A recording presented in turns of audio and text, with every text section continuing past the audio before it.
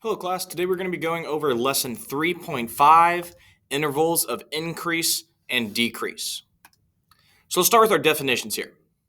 So our first definition is that is an increasing function. So a function is increasing when the slope is positive, meaning when the line is pointing up. So if I have my graph like this would denote an increasing function. Now we can also denote an increasing function with a nonlinear function, right? That would look something like this. Now we only know how to find the slope on a linear function. However, just know that this function, this nonlinear function, will also have a positive slope. We also have a decreasing function. So a function is decreasing when the slope is negative. That might look something like this, the line pointing down. Or in a nonlinear function, it could look like this. Or well, mostly like that. It kind of had a little bit of increasing there. Let me do that better. It could look like this. Notice, on increasing, my slope is positive, the line goes up. And on decreasing, my slope is negative, the line goes down. And lastly, we have an interval. So an interval is kind of just like a certain part of a graph. So for example, if I want to look at x is equal to 0 from x is equal to 3, then we could have those two parts on our graph like this, and we could just block it off like such, and everything in between those two lines would be my interval, x is equal to 0 to x is equal to 3.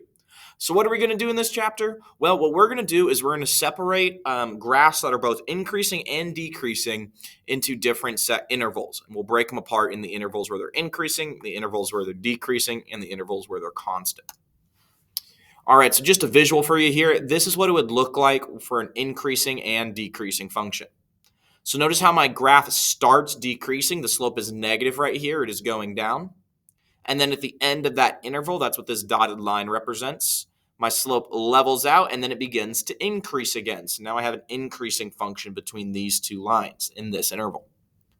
And then lastly, it crosses that last line. We break out of the increasing interval and we begin to decrease again.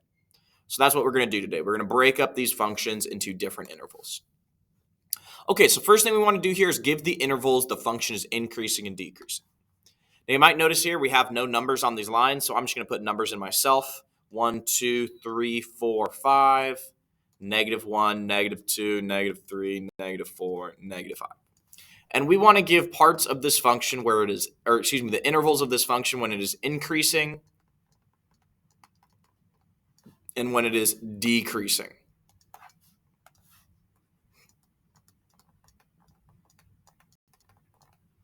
So let's start off with the start. That's a good place, right? So if we look over here, I see my line is going up. Remember, when our line is going up, that means our slope is positive. And when my slope is positive, that means I have an increasing function.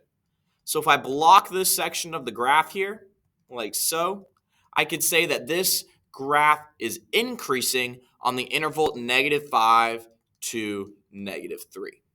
Okay? Excuse me. All right, let's go to the next part of our graph now.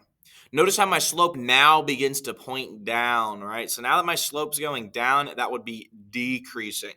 We have to see how long it's decreasing for. Well, it starts at -3 here, and it's still going down, still going down, still going down, and then it stops decreasing around 1. So that's going to be my next interval right here. From -3 to 1. All right, so that is decreasing there. The slope is negative. All right, I have another part right here. It starts to point up again, right? And it's pointing up all the way from 1 where we left off over to 4. So since it's pointing up, the slope is positive, and that means I'm increasing from 1 to 4. Now you might notice at the end here, I have part that's not increasing or decreasing, right? It's not going up and it's not going down. It's kind of staying flat. Does anybody remember what we call that? What we call that is a constant function, meaning there's no positive or negative slope. It's constant.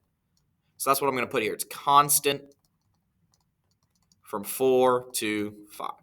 So those are our three things we're looking at: increasing, decreasing, and constant. Another thing I want you guys to look at.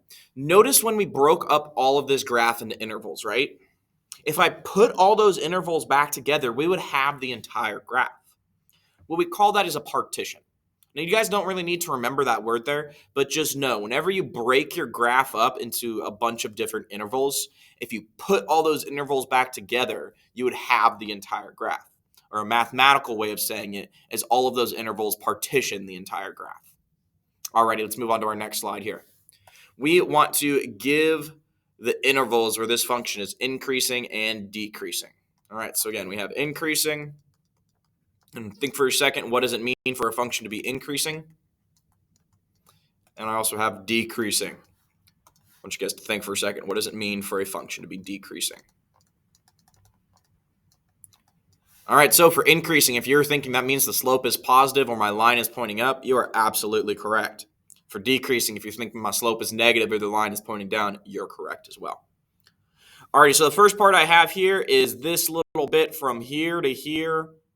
I have a line pointing down. Well, what does it mean when I have a line pointing down? Hopefully we're thinking that means my slope is decreasing, or my slope is negative, meaning my function is decreasing. And that's happening from -5 to -3. Already for the next part, my line starts to point up, right? So it starts again where I left off, right? Always start where you leave off, all the way up to right here. So that would be happening from -3 to 0. After that, we're again pointing down again, starting at 0. We're going down all the way over here, all the way over to here. The slope is negative for that entire part, and that would be from 0 to 3. And last but not least, we have one more little section where we are pointing up. That again starts right here.